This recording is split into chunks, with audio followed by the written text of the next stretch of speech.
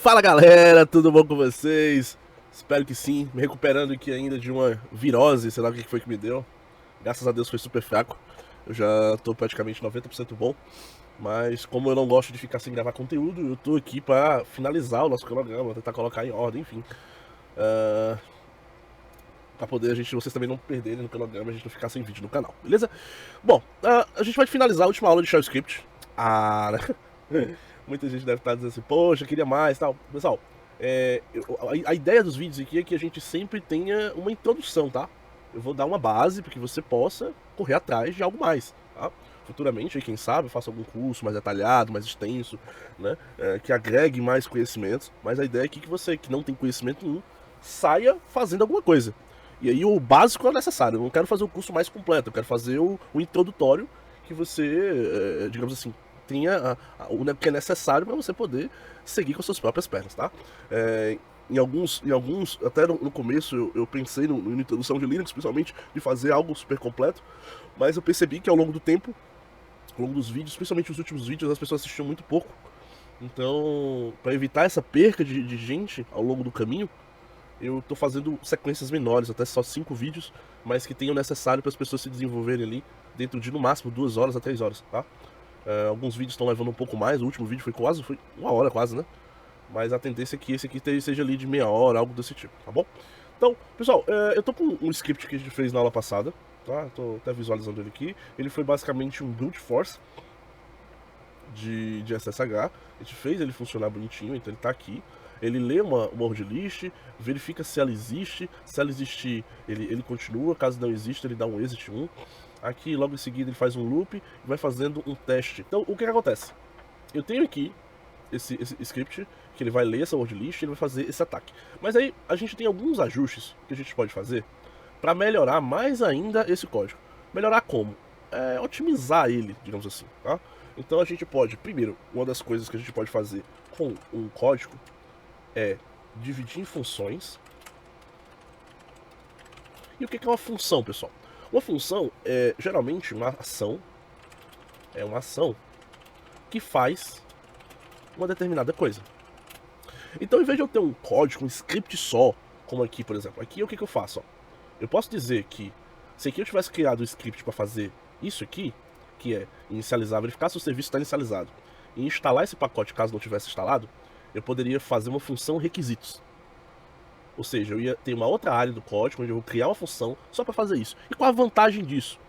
Porque eu posso reutilizar aquela função, aquela área, em qualquer parte do meu script, né? A ideia da minha função, fora organizar, tá? Então, ó, fora a função da função, fora separar e organizar o código, então as vantagens eu posso dizer que é organizar o código e permitir reutilização. Reutilização. Eu não sei se estou escrevendo certo não, mas relevem, reutilização do código. Ou seja, se eu tenho aqui, se eu sei que eu vou fazer um teste lá no A, no B, no C, no D, no E, no F, para que eu vou fazer um teste aqui, um teste aqui, um teste aqui, um teste aqui, um teste aqui, um teste aqui? Não faz sentido. Então eu posso fazer só fun teste, e em vez de eu repetir o código aqui, eu vou chamando ela aonde eu precisar. E ela vai sempre lá, faz o teste e retorna. Eu preciso usar de novo um teste. Faz lá, testa e retorna. Desde, claro, a função seja adaptada para os mesmos testes. Não adianta você querer, eu quero testar, fazer uma função para testar se existe arquivo. Aí essa função ela teste se existe aplicativo instalado. Não, são coisas diferentes. Então eu preciso ter uma função com o mesmo escopo, né? A mesma lógica. E aí eu reaproveito ela utilizando essa mesma característica, tá? É um detalhezinho, pessoal, que vocês vão começar a entender ao longo do que vocês vão fazendo. Não é uma coisa que vocês vão logo de cara dizer assim, vou fazer uma função. Não, tá? Vocês vão perceber quando vai utilizar ou não a função, beleza? Então aqui, eu tenho, por exemplo, aqui, ó, esse cara aqui, ó. Ele faz um teste em cima de quem? Em cima desse arquivo. Aqui eu poderia fazer uma função, transformar isso aqui numa função, tá? Então essa função, ela poderia retornar true ou false, ou seja, se for verdadeiro, ela... Mas aqui também, não sei, eu acho que o código está muito pequeno para poder fazer uma função, tá? Agora eu poderia fazer uma função... eu poderia fazer uma função boot SSH, Eu acho que eu poderia fazer assim. Vamos ver como. Vamos ver como é que a gente adaptaria essa função aqui para fazer um build SSH, tá? Deixa eu abrir esse código aqui com o code. Vou pegar aqui, ele é o main.sh. Vou beber minha aguinha aqui. Opa.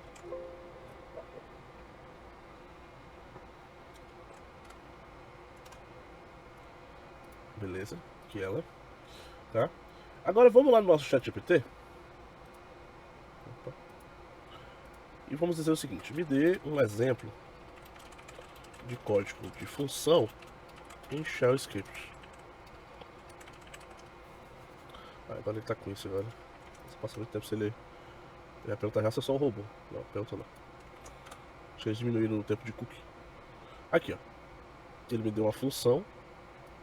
A gente pode até tentar antes de começar. Vamos pegar esse exemplo que ele me deu aqui, só para vocês entenderem o conceito mais básico. Ó, vou abrir aqui o VS Code. Deixa eu ver se eu consigo criar um arquivo daqui. Será que consigo? Novo arquivo. Arquivo de texto. Vou salvar ele como... dá pra salvar. Exemplo.sh. Beleza. Aqui embaixo também tinha uma opção de abrir um terminal aqui. Não sei se era aqui. Olha isso, galera. Vamos aqui.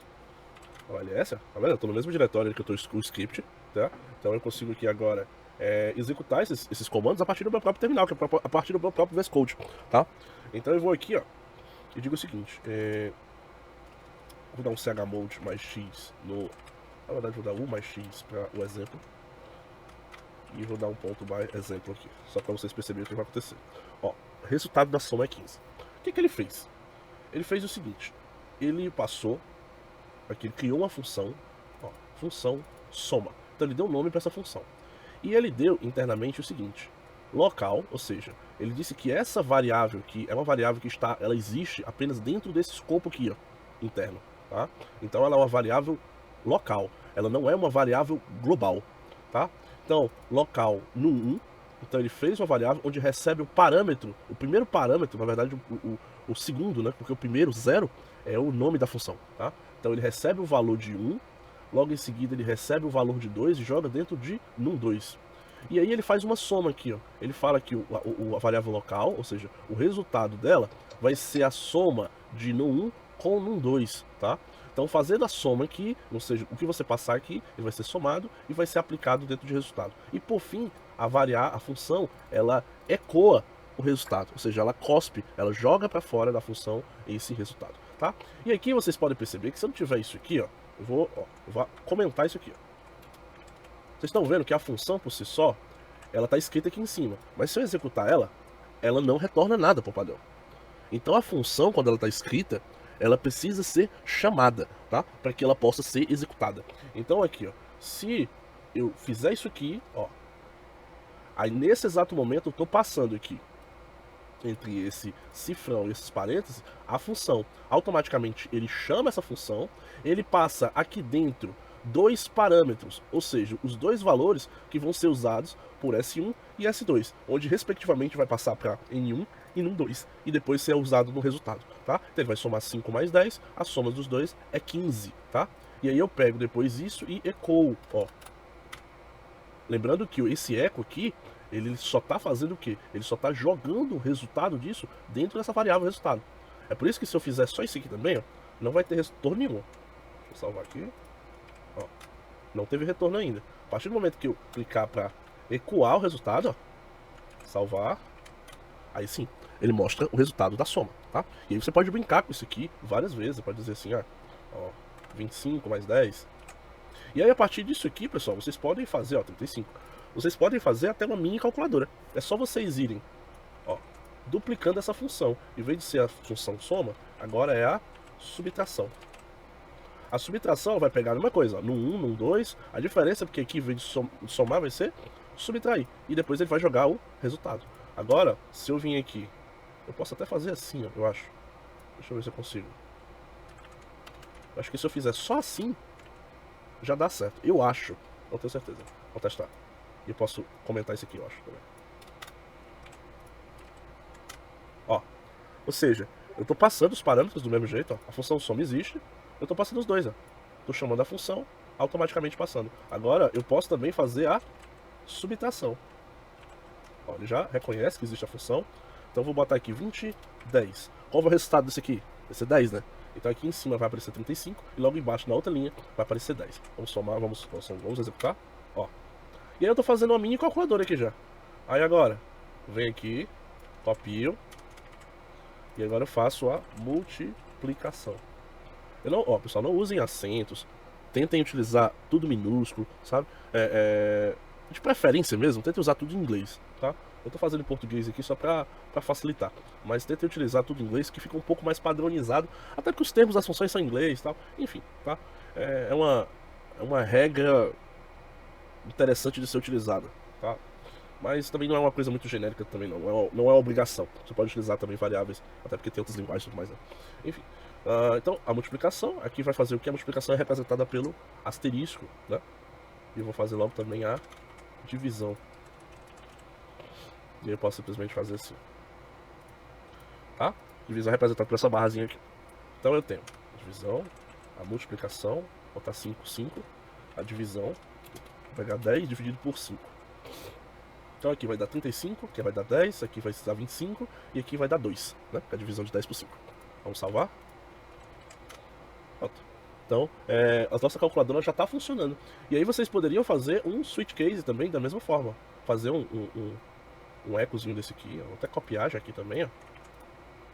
Olha que lindo. Ó. Então, ao invés de ser um sistema de brute force, agora ele é o quê? Ele é uma calculadora online. Calculadora. Aí você vai dizer um para soma, 2 para subtração, 3 para multiplicação, 4 para divisão. Aí você ajusta aqui dando espaço. Ok. Esse que não tem, você pode remover a linha toda.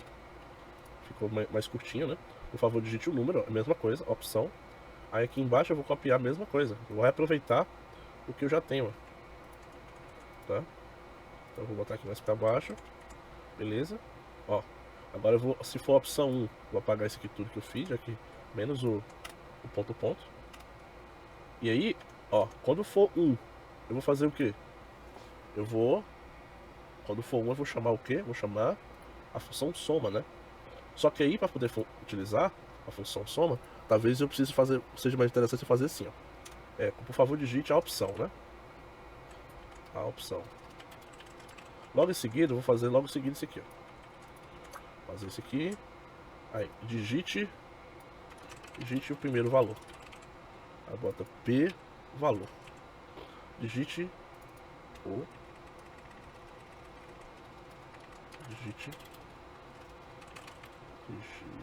segundo valor. Aí aqui é esse valor. Ou seja, a opção, primeiro valor, segundo valor. Beleza. Agora, essas variáveis aqui, eu vou precisar fazer o seguinte, ó. O 1 não vai ser a soma, e eu não já tenho uma função soma. Então aqui eu pego o nome da função soma e digo assim, ó. Soma, pego o primeiro valor, depois o segundo valor. Lembrando que para chamar variáveis eu preciso passar o cifrão. Pessoal, acabou. Morreu. Agora eu faço, ó. Mesma coisa aqui. Aqui. Aqui. E o 5 não precisa. E aí acho que a opção inválida nem vai chegar a ter. Ó, vou botar até um A4, mas só se a pessoa digitar o A, né? Pode ser que você digite A. Beleza. Então, ó. O pior é que aí vai ter um erro de lógica aqui. Porque eu preciso... porque pode ser que sem querer a pessoa digite letras aqui. Mas isso aí seria mais uma validação do que um erro, tá?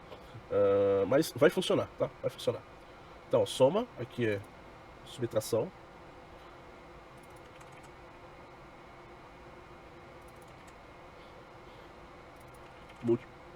Multiplicação. Divisão. Certo? Beleza. Fiz aqui, ó. Vocês podem pensar, olha como ficou claro o meu código. Não sei se eu vou conseguir. Talvez. Peraí, deixa eu ver se eu consigo ampliar um pouco mais o código aqui. Acho que não. Tá, mas ó. Eu fiz aqui, criei uma função para cada coisa que eu tenho para fazer. Fiz 1, 2, 3, 4. Aqui vai iniciar o escopo da minha calculadora digital, tá? Vou tirar isso aqui. Só não souber calcular, deixa eu só fazer assim. Pronto, tá centralizado, tá? Então, peraí.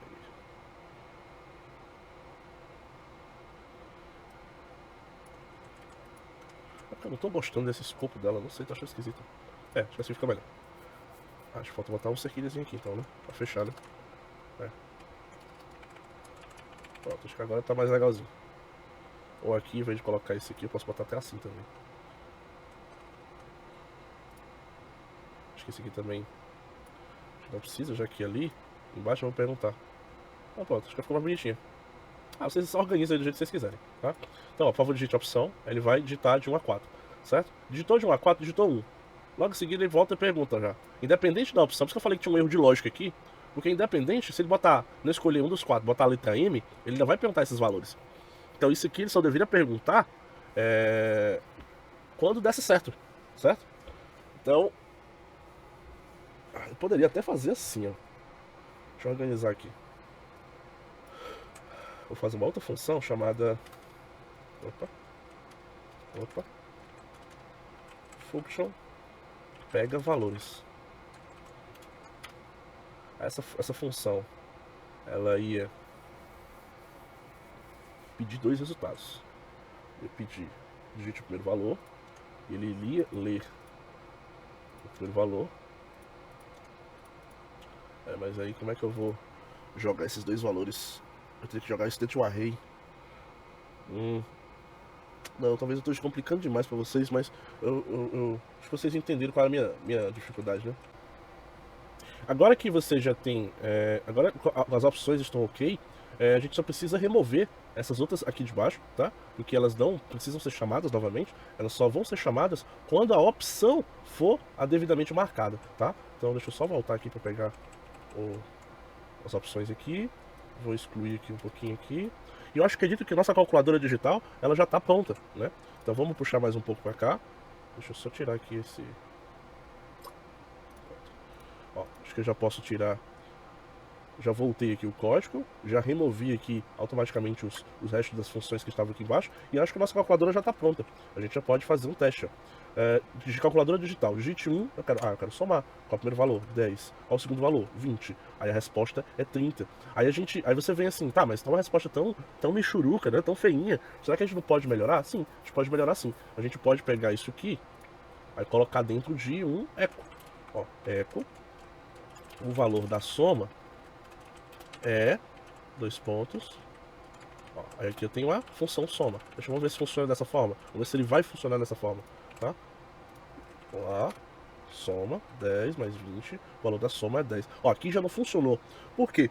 Porque ele não entendeu que isso aqui é uma função, tá? Então eu posso especificar para garantir que isso aqui seja executado como um shell, tá? Então, ó, vou colocar aqui entre cifrões aqui, né? Vamos tentar agora de novo. Ó. Soma 10, 20, a soma é 30. Então a gente consegue agora simplesmente só replicar essa parte aqui, né? Então eu vou copiar o eco. Eu poderia até, pessoal, ó, deixa eu ver se tá certo assim, ó.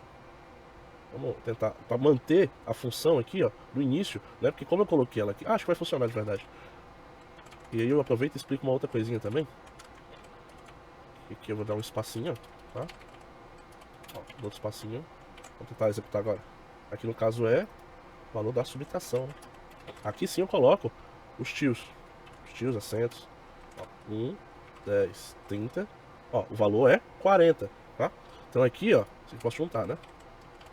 Ó, você vê que não ficar separado assim, né? Então vocês podem perceber que eu coloquei um texto em cima e coloquei o resultado embaixo. Ficou até mais, ó, organizadinho do que ele ficar aparecendo aqui. Beleza? Então, pessoal, é isso, tá? A explicação das funções, não tem muito detalhe de como fazer isso. Você pode simplesmente vir aqui e ir criando funções para cada coisa que você quer, fazendo um ajuste disso aqui. Essa explicação, esse exemplo de script, ele vai estar salvo aqui no meu GitHub. Então o GitHub, para quem não conhece, pessoal, a gente vai estar fazendo um vídeo específico sobre GitHub, tá? Vou falar sobre as principais funções, como você criar esses ambientes aqui, e aí para você poder estar subindo os seus códigos, né? Então eu fiz o multibrute aqui, salvei uma versão, aqui ó, no meu código aqui, e eu vou estar salvando agora também esse outro meu código, né? Eu acabei de fazer essa minha calculadora aqui, eu posso salvar esse código, para quê? Para que tanto eu possa guardar esse código e não perder, como também eu posso versionar. O que é um processo de versionamento, pessoal? É eu poder trabalhar com ajustes, atualizações. E se uma dessas atualizações tiver algum problema, eu posso dar um rollback, eu posso voltar para essa versão anterior sem eu ter que ficar salvando esses pedaços de código, certo? Se você procurar qualquer projeto aqui no GitHub, deixa eu dar uma olhada nesse do Ludovic, vou procurar aqui o HackTools. Ó, vocês podem perceber que eu tenho aqui, ó, 319 commits. O que é um commit? O commit, pessoal, foi uma modificação que foi feita em um ou mais arquivos, tá? Então, ó, ele corrigiu aqui nesse commit, ó, um bagged version, e eu vou clicar em cima dele e ele vai me trazer, ó, quais os arquivos que foram modificados. Ah, o arquivo que foi modificado foi o arquivo readme. O que ele removeu? Ele removeu isso aqui e adicionou isso aqui. Tá vendo como é importante a gente ter esse controle de versão? Principalmente quando você trabalha com equipes. E aí a grande vantagem também é que você pode, através desse processo, tá fazendo o quê? Trabalhando com 2, 3, 4 pessoas que você até não conhece, né? Não precisa estar presenciais. Cada uma delas dá um commit e vai subindo um ajuste. E aí você vai controlando e vendo o que essas pessoas fizeram com o seu código. E legal, né? Então, a partir daí, a gente pode, que a ideia do Alquimia, que é a comunidade que eu pertenço, é que a gente comece a elaborar projetos em cima do nosso GitHub. A gente poder montar o nosso próprio HackTools, né? O HackTools é um plugin que a gente que tem aqui nos navegadores, ou montar um site, ou montar nossa própria ferramenta de Brute, ou montar uma calculadora mais avançada que faça conversão de base. Então, pessoal, a gente pode um monte de coisa. Então a gente vai estar montando futuramente aí o GitHub do Alquimia, e todos esses projetos vão estar lá dentro desse GitHub, exatamente para poder que todos possam contribuir com esses projetos de uma forma mais abrangente, tá? Então, quem tiver tempo, disponibilidade, conhecimento, queira se envolver nesse projeto, vocês podem estar sim entrando em contato com a gente, conversando comigo lá no Discord, ou com o Cadu também. O Cadu é um dos moderadores lá, para a gente poder estar montando nossas próprias ferramentas de hacking. Não que a gente vai criar sempre as nossas, né? Porque já tem muitas coisas no mercado, mas algumas coisas que faltam, que a gente possa criar, é interessante a gente ter, até para que isso possa ser agregado no seu currículo, né? Como Pentester, como Red Team, como Blue Team, enfim, tá bom? Então, até a próxima aula, onde eu vou explicar para vocês como fazer esse processo, tá? E um grande abraço e até mais. Tá, e agora como é que eu pauso o vídeo?